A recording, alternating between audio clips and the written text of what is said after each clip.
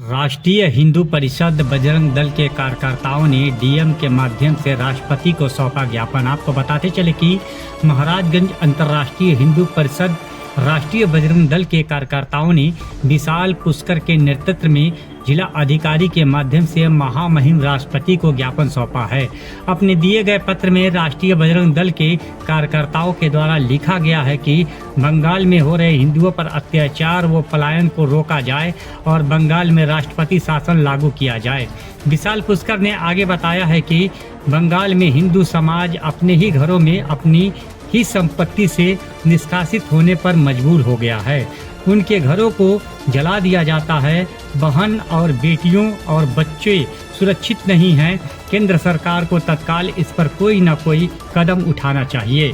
अंतर्राष्ट्रीय हिंदू परिषद राष्ट्रीय बजरंग दल के संस्थापक हिंदू हृदय सम्राट माननीय प्रवीण भाई तुगड़िया जी के नेतृत्व में देश भर में फैले अंतर्राष्ट्रीय हिंदू परिषद राष्ट्रीय बजरंग दल के कार्यकर्ता कोने कोने से शासन प्रशासन के द्वारा महामहिम राष्ट्रपति महोदय जी को जिला अधिकारी महाराजगंज के द्वारा आज हम ज्ञापन देने का कार्य कर रहे हैं और ज्ञापन दे करके हम मांग कर रहे हैं कि महामहिम राष्ट्रपति महोदय बांग्ला में जो हमारे हिंदू धर्म पे अत्याचार हो रहा है उस अत्याचार के खिलाफ वहाँ पे प्रयत्न करके हिंदू समाज को सुरक्षा दिया जाए और हमारी जो मंदिरों के ऊपर टारगेट किया जा रहा है, हमारे हिंदू भाई के रोजगार पे टारगेट किया जा रहा है, ये बंद किया जाए। इसलिए हम मांग कर रहे हैं। और देश में 30 साल पहले मैं कहना चाहूंगा, देश में जितने भी हिंदू नेता हैं, चाहे वो किसी भी पार्टी को, चाहे वो भारतीय जनता पार्टी को या समाजवादी पार्टी का हो या कांग्रेस पार्टी का हो, मैं उन्हें बताना चाहता हूं कि देश में वोटों के लालच में भिखारी मत बनिए। जिस दिन धर्म सुरक्षित नहीं रहेगा,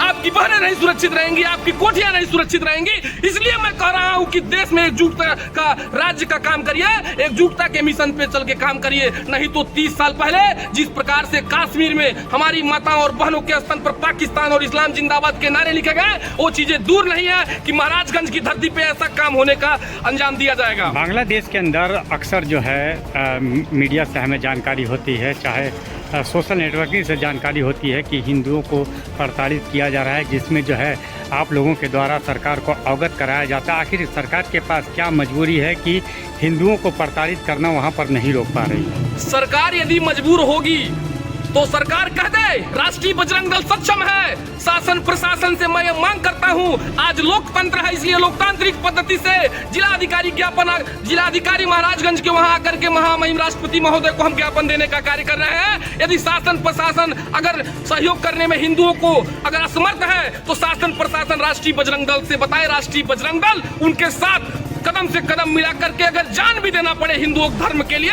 तो राष्ट्रीय बजरंग दल तैयार है। आज वहीं पर देखा जा रहा है कि धर्म परिवर्तन जो है चरम पर है और काफ़ी लोग जो है काफ़ी लोगों को जो है बहला फुसला कर धर्म परिवर्तन किया जा रहा है। काफ़ी जो है मामले जो है महाराजगंज में ऐसा आ रहा है, इस पर आप क्या कहेंगे? मेरे भाई, मैं आपसे बताना चाहता हूँ, यद्यपि हिंसा दुखदाई पर जग को शुद्ध करेगा कौन? बुद्ध सभी बन जाएंगे तो जग में युद्ध करेगा कौन?